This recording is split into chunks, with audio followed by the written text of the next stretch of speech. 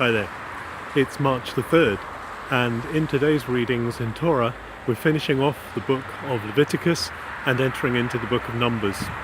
The last few verses of the book of Leviticus are about things which are holy to the Lord, things which are dedicated to the Lord, including the tithe, which cannot just be given as a free will offering, but belong to the Lord.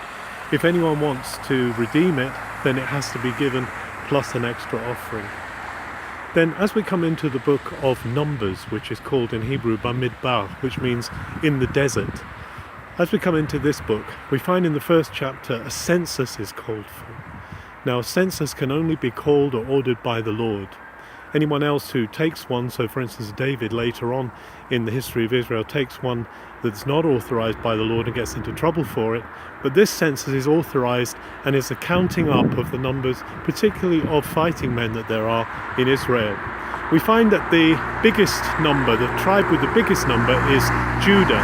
Judah has about 74,000 fighting men in it, and the whole number of the fighting force of Israel at this time is numbered in Numbers 1 as being 603,000. But we find that they're not allowed to count the Levites, because the Levite, the tribe of Levi, belongs to the Lord and is his alone for keeping the tabernacle. We're not to depend on numbers at all in our following the Lord.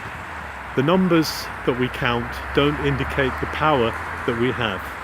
The power of our faith always belongs to God alone, and we're not to rely on human strength or resources, but to recognize that God is always the one who provides the strength, not by might, not by power, but by my Spirit, says the Lord. Have a really good March the 3rd.